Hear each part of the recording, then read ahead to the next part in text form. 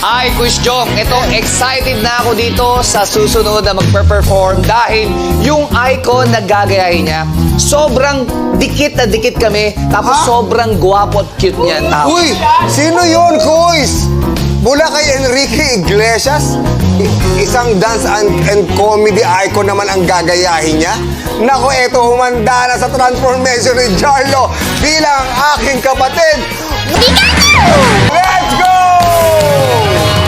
Jarlo, pindutin mo na ang iconizer. Carlo!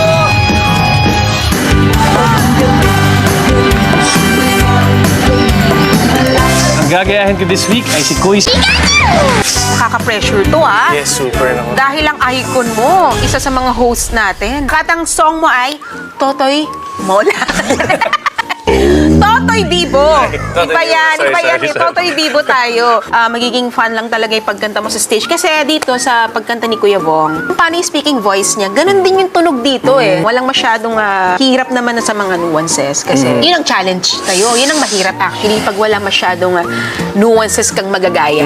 It's a bird. Medyo lumalaki dyan. Medyo minamodulate ni Kuya Bong yung boses niya. It's a bird, it's a plane. Huwag ka ma-pressure kahit kaharap mo si Kuya Bong, ah. I'll try, Coach. Make him proud. Yes, I will.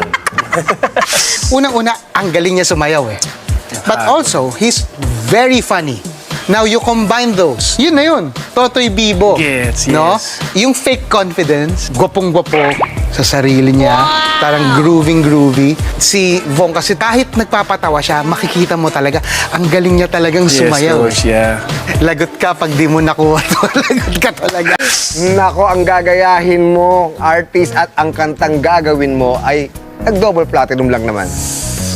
Kamusta? Anong pakiramdam? Ako, grabe ko, syempre, isang karangalan na ma-impersonate ko ang nag-iisang Totoy Bibo. The one and only, Vong Navarro! Ikaw pala yun! Ano ka ba? Andito ako, hindi ko alam yan.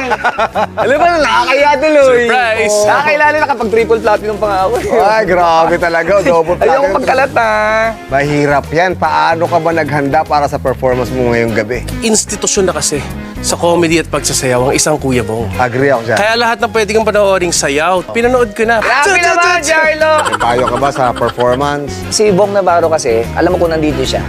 Bukod sa gwapo yun, i-OA mo lang yung galaw. Kasi parang medyo OA siya eh. Magaslaw siya yan, magaslaw siya eh. Tapos syempre, galingan mo din sa Totoy Bibo dahil ang chorus nun, ang gumawa nun, Jong Hilario. Yun! Oo, kaya yan. Kaya galingan mo pa. Yan, oh, yan. Good luck sa'yo, Jarlo. Pumasok na sa Iconator. Good luck, boys. Ka-familiars, let's welcome the multi-platinum artist, Street Boys OG, host, ace comedian, at ang pinakagwapo!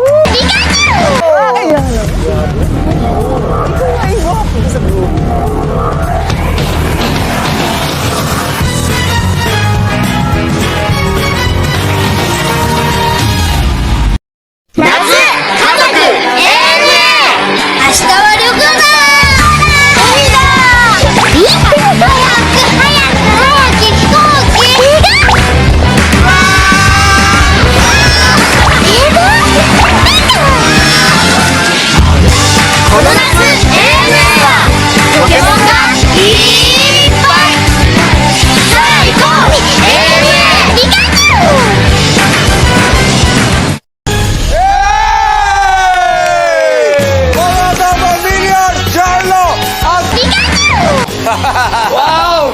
Grabe yun, Kuis! grabe klase, pati yung hingal. Tsaka yung outfit, ganyan yun. Tapos